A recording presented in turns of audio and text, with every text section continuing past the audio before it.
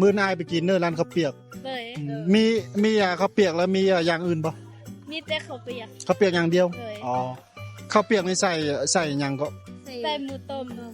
หมูต้มอย่างเดียว เลย อ๋อ เส้นใหญ่ แล้วใส่ใจน้องได้ไหม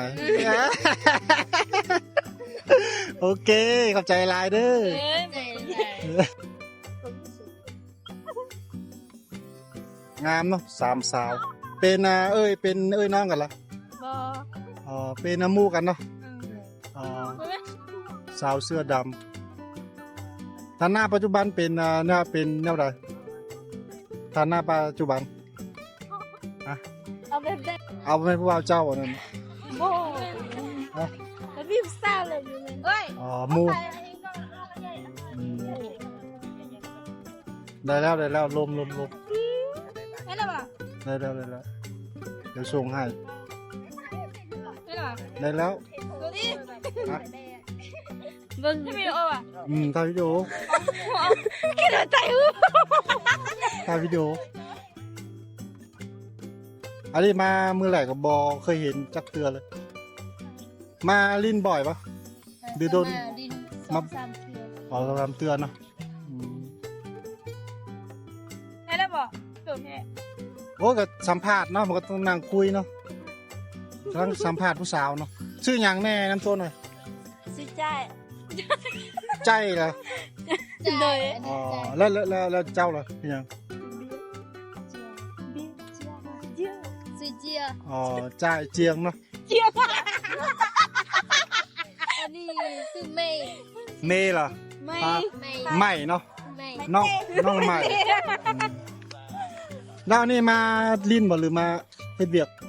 มาลีน อ๋อมาลิ้นเนาะ โดย เงิน หาเงินเนาะ เพื่อปาร์ตี้ บัตตี้มักกับไปบัตตี้บ่อยเหรอ บ่อย อ๋อแล้วมาให้เวียกได้สักเดือนแล้ว สิฮอตปีแหละ อ๋อยอดปีแล้วเนาะ เลย อืมอันนี้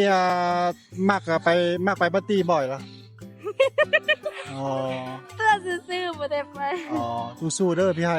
กำลังใจ เลยเลย อันนี้ให้เดยวเวียกอยู่บอลเดียวเนาะ เลย เห็ดเย็นวันเดียวได้เงินเดือนอะไรก็ฝากให้พ่อแม่ อ๋อเป็นลูกที่ดีมาก เลย อืม เข้าใจ แล้วให้เดยวเวียกเกี่ยวกับหยัง ฮะ ปัจจุบันเฮ็ดเวียกเกี่ยวกับหยัง แต่ละมือเลยวะ แมน เฮ็ดเตียกคันเขาเปียก อ๋อร้านข้าวเปียกเนาะ เมน อืมเป็นร้านเฟอร์ร้านข้าวเปียกเหรอ เมน อ๋อเดี๋ยวมื้อหน้าไปกินเด้อ เลย อืมผู้สาวมากก็แต่งของกินเนาะ เมน อ๋อแต่งแซ่บบ่ แซ่บ อ๋อต้องลองดูเนาะ เลย อืมแซ่บเลยบ่แซ่บยังบ่ทันฮู้ต้องไปลองเบิ่งเนาะ เลย อ๋อเป็นน้องกันบ่เรือเป็นหมู่กันซื่อ หมู่กันซื้อ ๆอ๋อ ๆอยู่กันตาตั้งเขาเวียง อยู่ต่างแขวง โดย อ๋อ เฮากับ2คนนี้อยู่เพลงเสียงควางอันนี้เป็นม่องนะคนม่อง อ๋อ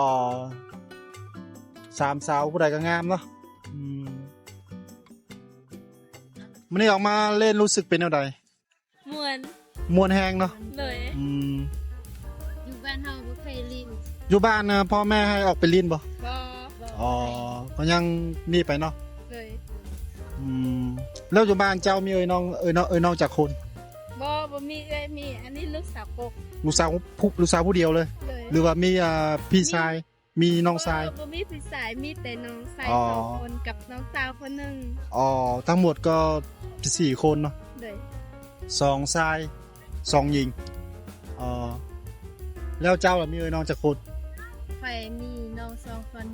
อันนี้ก็ ห ลู นึ่ ก งใส่2ข่อยก็ลูกกบคือกัน อ๋อ ทั้งหมดมี5คน อ๋อแล้วรู้สึกเป็นยังไงมาอยู่ในเมืองกับต่างแขวง เจ้ามักอยู่บอนใดหลายกว่า อยู่ในเมืองได้กว่า อ๋อ ได้เพราะว่าเฮาก็เป็นคนธรรมดา อ๋อเขามักอยู่ในเมืองมันม่วนกว่าเนาะ เลย อืมแล้วมักผู้บ่าวในใดสเปกอะ สเปกอ่ะ แม่นมักผู้บ่าวสูงปะ ผู้บ่าวสูงหน้อยหนึง ก็จอย จ่อย อ๋อเนาะ